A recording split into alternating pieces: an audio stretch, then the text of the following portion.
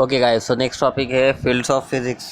अब ये तो अपन ने देख लिया कि फिजिक्स की फील्ड नॉलेज के मामले में बहुत वास्ट हो गई है। सो अब इस फील्ड में अगर पर्टिकुलर किसी चीज़ का अगर स्टडी करना हो तो इतने पूरे फील्ड में एंटर करना बहुत मुश्किल होगा। उसकी जगह पे अगर उस फील्ड के कुछ डिवाइडेशन हो जिसमें अपन जिस फील्ड में अपने को स्टडी करना है उस फील्ड में अगर एंटर हो तो वो ज़्यादा बेनिफिशियल रहेगा। इसलिए फिजिक्स के फिर कुछ 5 फील्ड्स में उसको डिवाइड कर दिया है। अब वो कौन कौन से वो देखते हैं। सो पहला है क्लासिकल मैकेनिक्स। तो ये जो फील्ड है फिजिक्स की वो डील करती है objects from molecule to galaxies which are moving at a speed small compared with speed of light. इस फील्ड में उस चीज़ों का स्टडी होती है जिन जो डील करते हैं ideas like inertia, motion, force and energy. यही field properties of solids and fluids को भी इंक्लूड करते हैं। उसी के साथ जो फिजिकल प्रॉब्लम्स है वो क्लासिकल मैकेनिक्स के लॉस के थ्रू ही सॉल्व किए जाते हैं। अब मोस्टली क्लासिकल मैकेनिक्स में कौन कौन से टॉपिक्स आते हैं तो आप इस चैप्टर के बाद देखेंगे। Then second field of physics is thermodynamics. It deals with only heat and its interaction with matter. It also includes the effect of temperature on properties of material, heat flow and transformation of heat and work. Third field of physics is electromagnetism. It deals with electricity, magnetism and electromagnetic radiations. And this is that field which dominates our civilization nowadays because most of our things or electronics devices works on the principle or basis of electromagnetism. The next field of physics is quantum mechanics. It deals with the study of objects with extremely very small scale. Atomic dimensions study comes under the quantum mechanics and most of the phenomena explained by this field of physics, but it needs greater knowledge to explain those things because most of the works under quantum mechanics very small scale atoms and therefore it needs greater knowledge. Okay, and the last field of physics is relativity, which is the recent field of physics discovered by Albert Einstein in 1905. He gave the theory of relativity at that time, and this field of physics changed the notion of space and time and that of mass and energy. Okay, so the next topic of physics is simplicity of physics. अब physics ये simple है या नहीं, तो actually इसका simple word में answer ये है कि फिजिक्स सिंपल भी है और चैलेंजिंग भी है। अब मोस्टली फिजिक्स अब फंडामेंटल है जिसके कारण आप बोल सकते हो कि फिजिक्स इनहेरेंटली सिंपल है और most of the physical phenomena आप वो उसके लॉज से एक्सप्लेन कर सकते हो because we know the laws and theories of physics describe the working of universe at most basic level. उसके कारण physics is simple and powerful but at the same time if you have to explain any physical phenomenon by laws you have to take most very large number of experiment and observation which sometimes becomes challenging or frustrating, and therefore in simple word you can say physics is simple and challenging.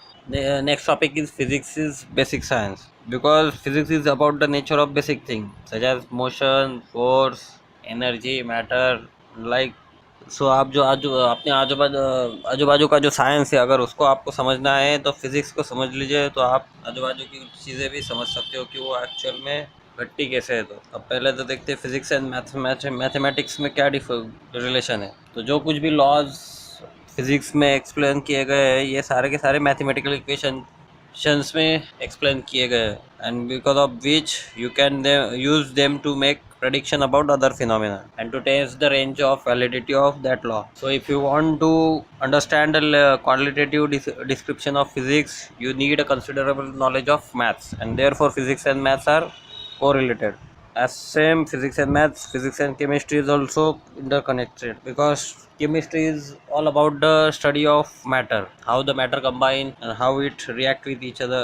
And in order to explain these aspects, we need to apply the laws and theories of physics, and therefore physics and chemistry are correlated. Physics and bio also correlated because biology is a more complex and involves matter which is alive. So the biology is connected with chemistry, and therefore as we know chemistry is connected to physics, therefore indirectly biology is connected to physics.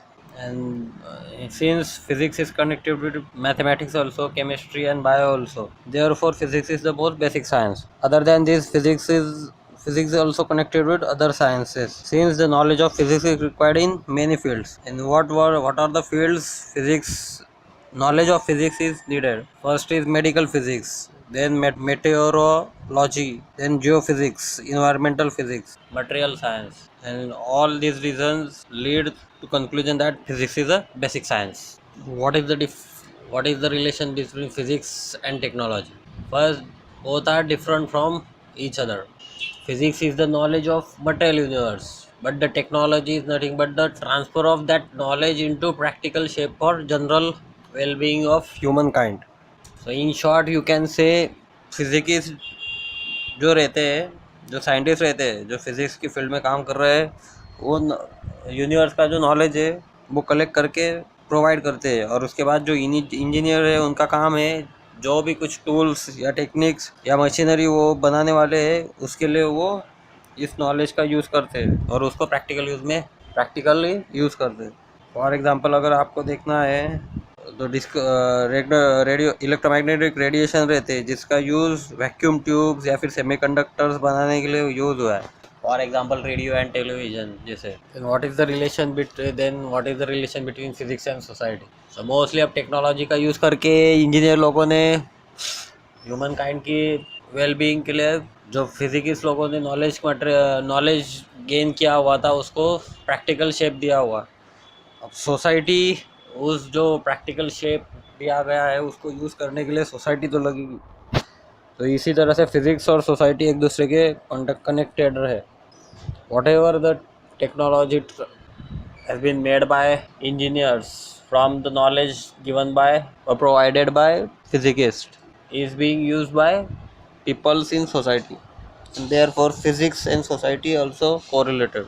Mostly there are most of some discovery and inventions made by brilliant logical and creative minds, right? You can see on screen all these discovery are in chronological yearly. So first discovery was compound microscope, and also inventor is given in third column. First compound microscope by Johnson, refracting telescope by Leperche, laws of refraction by Snell, which was Snell's law you have studied in class 10. The spectrum of light by Newton. Newton name is very famous in the field of physics, as we all know. So you can go through all this discovery and invention, and for general knowledge you can keep them in your. Okay, then the basic forces in nature जो हर जगह पे आपको देखने को मिलेंगे वो कौन कौन से है वो तो देख लेते हैं. वैसे भी आप इनको आगे जाके डिटेल में पढ़ना ही है. इनका मैथमेटिकल एक्सप्लेनेशन हो या एक्सप्रेशन हो वो सब कुछ आपको आगे देखना है. अभी के लिए सिर्फ इनका नाम वगैरह देख लो. तो 4 बेसिक फोर्सेस है जो आपको हर जगह पे मिलेंगे, जिनका एप्लीकेशन हर जगह पे रहेगा. पहला तो ग्रेविटेशनल फोर्स है, फिर electromagnetic force, strong nuclear force and weak nuclear force. The unification of force. अब मोस्टली जो कुछ भी अपने आसपास है उनमें से मोस्ट ऑफ द जो फिजिकल फिनोमिनन है उनको फ्यू कंसेप्ट और लॉज के हेल्प में डिफाइन किया जाता है, एक्सप्लेन किया जाता है. Explaining the different physical phenomena in terms of few concept and laws.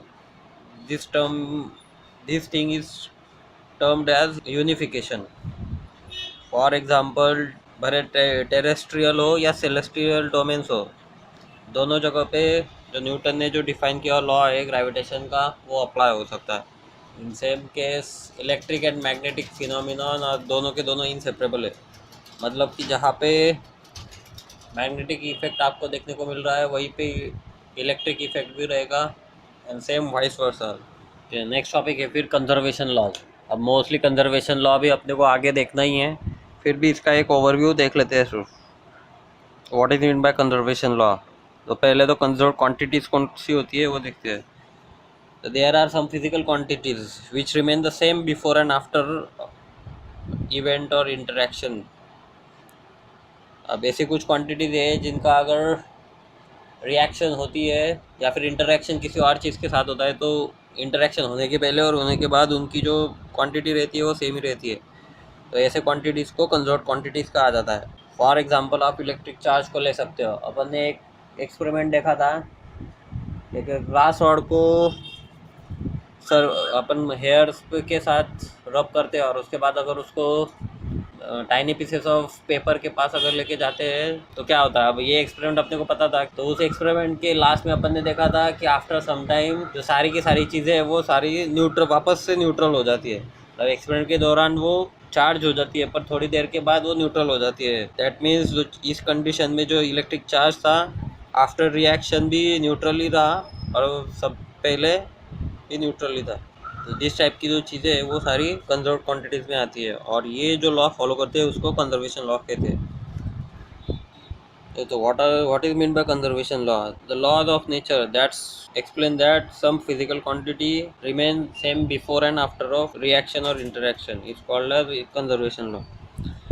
और यहाँ पर इस 3 टाइप के कंजर्वेशन लॉज है। पहला लॉ है law of conservation of electric charge, law of conservation of energy and law of conservation of momentum. अब इसके पीछे का क्या रीज़न है वो अपने को पता नहीं है, पर मोस्टली इसके लिए बहुत सारे scientist large number of experiment कर रहे हैं बहुत सालों से। फिर भी कुछ क्वांटिटी कंजर्व क्वांटिटीज़ रहती है तो कुछ नहीं रहती। और जो कंजर्वेशन लॉ है ये लॉ सिर्फ आइसोलेटेड सिस्टम में ही अप्लाई किया जा सकता है। अब आइसोलेशन सिस्टम क्या है तो वो देख लेते हैं। तो पहला तो सिस्टम है इन्वायरमेंट एंड आइसोलेटेड सिस्टम। इस ये 3 टर्म्स आती है, जिसमें से पहले सिस्टम एंड इन्वायरमेंट देख लेते हैं। अब यूनिवर्स का जो पार्ट आप स्टडी के लिए यूज़ करने वाले हो वो हो जाती है आपकी system. So some part of universe in which you have interest or you want to study is called as system। और वो सिस्टम छोड़ने के बाद जो कुछ भी पार्ट बचता है वो सारा का सारा पार्ट एनवायरमेंट टर्म से जाना जाता है। फॉर एग्जांपल अगर मैंने लिया तो मैंने एक सर्कल बनाया हुआ है डॉटेड लाइन से, और उसके अंदर एक बॉडी है, तो वो बॉडी है मेरी सिस्टम जिसके ऊपर मैं स्टडी करना चाहता हूँ। और बाकी का बचा हुआ जितना भी पार्ट है वो सारा इन्वायरमेंट है। अब आइसोलेटेड सिस्टम किसको कहते हैं, जहाँ पे आप लॉ कंजर्वेशन लॉ अप्लाई कर सकते हो। तो it is the when system is called as isolated if nothing crosses the boundary of system to और from the environment and if the net sum of all the external forces on the system is 0। ऊपर की diagram में आप देखोगे तो ये मैंने एक और डायग्राम बना ली जिसमें बॉडी बना ली जो मैं स्टडी करना चाहता हूँ, और डॉटेड लाइन के बाहर का जो पार्ट है वो मेरा इन्वायरमेंट है। तो according to isolated system body से इन्वायरमेंट में और इन्वायरमेंट से बॉडी में nothing will get cross, either energy हो या मैटर हो या लाइट हो। मतलब ना इन्वायरमेंट से वो बॉडी की तरफ आएगा ना बॉडी की तरफ से इन्वायरमेंट की तरफ जाएगा। ऐसी कंडीशन और ऐसे कंडीशन में के साथ ही बॉडी पे जो total force net force apply हो रहा है वो सारा का सारा 0। तो ऐसी कंडीशन में जो सिस्टम बनी हुई रहती है उसको आइसोलेटेड सिस्टम कहते हैं। अगर आइसोलेटेड सिस्टम का एक सिंपल सा एग्जांपल देखना हो तो आप 2 कार क्रैश जो हुई है उनको देख सकते हो। एज्यूम करो कि 2 कार का क्रैशिंग आपके सामने हो गया है। अब वो कार्स एक जगह पे खड़ी है, तो एज्यूम करो कि वो जो कार का जितना पार्ट है वो आपके आंखों के सामने दिख रहा है वो आपकी बॉडी हो गई, और आंखों के पार्ट के बाजू वाला पार्ट वो सारा इन्वायरमेंट हो गया। तो अब उस टाइप पे ना कुछ एनर्जी या वगैरह एनर्जी है जो ना कार पे अप्लाई होगी, ना कार की तरफ से कुछ बाहरी इन्वायरमेंट पे अप्लाई होगा। तो ऐसी कंडीशन को आइसोलेटेड सिस्टम कहते हैं, और ऐसी जगह पे आप कंजर्वेशन लॉ अप्लाई कर सकते हो। So this is the completion of your first chapter introductory part of। now we have to move on to system of units। और आप आगे की जो 3 से 4 चैप्टर्स है जो यूनिट और मेजरमेंट के रिलेटेड है ये सारे के सारे आपको फिजिक्स में भी पढ़ने हैं और केमिस्ट्री में भी पढ़ने हैं। तो उसके कारण ये चारों टॉपिक्स आपके साथ में ही चलेंगे। तो क्वेश्चन सॉल्व करते वक्त आपको फिजिक्स के भी सॉल्व करने हैं और केमिस्ट्री के भी सॉल्व करने हैं।